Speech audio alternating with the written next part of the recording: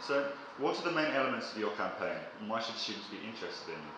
So, I think students should be interested in my campaign because I want to try and do practical, achievable things as president, which sounds kind of obvious, but I feel like the last few years have been dominated by lots of political, ideological, grandiose sort of motions being put through, which is great, and I don't think the two are mutually exclusive.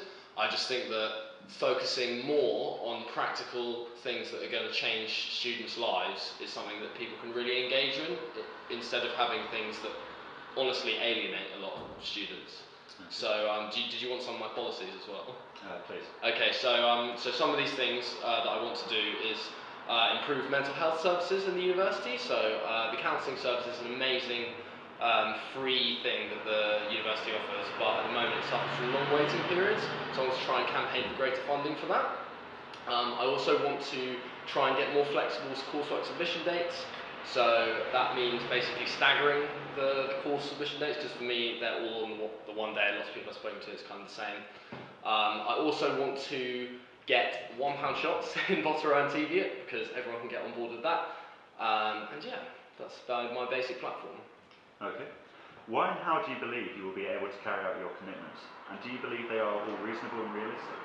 So yeah, I really do believe that these are reasonable and realistic policies. All of my policies, I think, are quite simple to implement. One of them is trying to get more people involved with student councils, and so I think a really simple way to do that is just to record the meeting, upload it after the meeting's happened, and then get people to vote online. Obviously people are still going to attend physically, but I think it just opens it up to people who either can't attend or don't want to go physically for whatever reason. So I really feel like these are kind of easy things to do.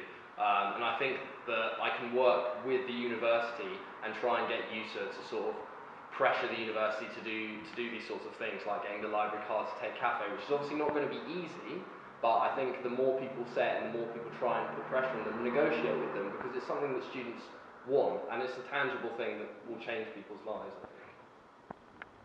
If you were able to make one concrete, non-abstract change to Edinburgh University student life, what would it be? And why would you choose it over the other changes you are proposing? Okay, so I kind of already said this, but the one concrete thing that I would go for is trying to get more funding for the counselling service and trying to get more flexible submission dates, and I really think those two things sort of intertwine really nicely. So I think one of the roots of student life is student welfare, and so combating things like stress and minor and greater mental health issues is really important to doing that. So if I could do that, that would be amazing, because I think everyone can take advantage of this service and no one should have to run out of sessions, which happens at the moment. You have had less experience within EUSA than some of the other candidates. Will this hinder you if you get the job? Well, I mean, that's kind of the point, isn't it? I don't think you should have to have heaps of political feathers in your cap, doing all these different positions. I think I'm equally well qualified. I'm a normal human. I've done other things. I've had jobs, so I think I'm more than capable of trying to take on the role of presidency. I've been the editor of this fine publication, so I have a lot of experience in sort of managing people as well as doing the nuts and bolts, the really gritty stuff like text editing at 4 AM. So I think lots of those are really transferable, and even though I haven't had that much experience within EUSA as an organisation, I think I have a lot of great ideas and a lot of enthusiasm that I can bring. Apart from mentioning submission days, you don't address education that directly in your manifesto. Why not? Okay, so to go back to this, so I guess the whole strand of this is going to be like the mental health thing, because I really feel that is really underpins a lot of how I feel education kind of is maybe prevented from doing its job. So things like, the reason I focus on that is because education at its root only works when students are kind of happy and their welfare is maintained. So that's why I've gone quite heavy on welfare. Obviously I've got the flexible exams, coursework submission dates, which is obviously a great thing. But obviously tutor pay is a really important thing as well, and it's obviously something we should prioritise and negotiate with the university.